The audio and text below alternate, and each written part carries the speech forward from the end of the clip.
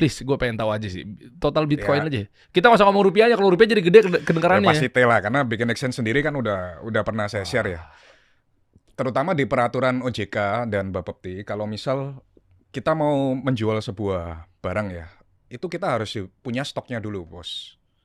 Jadi misal kita listing sebuah koin baru, kita harus punya stoknya dulu. Dan Pak Haji bisa bayangin, di terus sekarang kita punya 1000 plus koin, berarti kita harus nyetok berapa banyak koin. Nah, dari situ kan udah kelihatan berapa. Ya kan? Oke. Belum yang personal loading dan lain sebagainya. Oke. Gua kan masuk Bitcoin di 2014-an lah. 2014 itu harganya sekitar 3 sampai 4 juta waktu Oke. itu. Sebelum dari 2014 nih, kan lu punya uang, akhirnya lu masukin ke Bitcoin. Ya.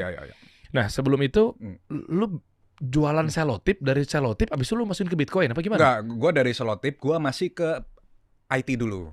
Jadi basically gua kenal Bitcoin karena gua ngerjain proyek IT dari klien gua. Gua pernah cerita juga.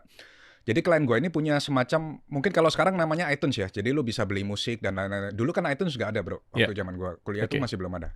Jadi dia punya ide, dia mau jualan konten digital gitu, yang bisa dijual ke berbagai negara. Tapi waktu itu pembayarannya yang available saat itu cuma PayPal.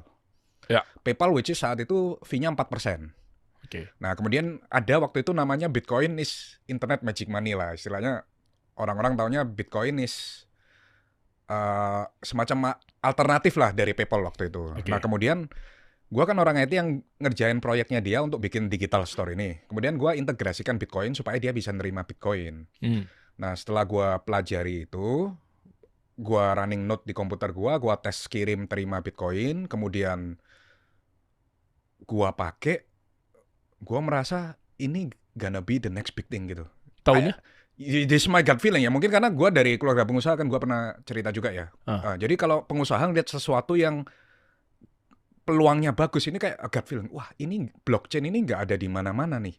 Nah jadi waktu gue habis jualan selotip kan terkumpul, terus gue pensiun ke jualan selotip waktu itu karena ada satu pabrik yang gue supply, bayarnya agak macet bro waktu itu. Kan gue supply ke pabrik, terus pabriknya harusnya bayarnya 3 bulan, dia molor 6 bulan. Nah, gue takut. Makanya gue mulai fokus ke bisnis yang apa, yang B2C. Waktu itu kan bisnis awal gue B2B. Gue maunya pindah ke B2C yang gue istilahnya gue terima duit dulu nih. Nah, akhirnya gue ngerjain berbagai macam proyek IT. Waktu itu tuh terkumpul. Yang terakhir yang paling berkesan ya gue ngerjain digital store ini karena value-nya gede. Nah, kemudian waktu gue udah ngerti Bitcoin itu, nah disitulah gue all in di 2014 itu. Oke, tapi gimana cara naikin kepercayaannya ketika Bitcoin ini kan mungkin zaman 2014 ya? Yes. Gila, gue aja kenal aja 2016, tahu ya? Bahkan gue mungkin bukan orang pertama, salah satunya orang yang rame-rame awal-awal tuh 2016 itu yang bilang Bitcoin is scam. Yes. Ya wajar lah, saat itu kan begitu kan. Sangat wajar. Gue masih jadi penyiar radio.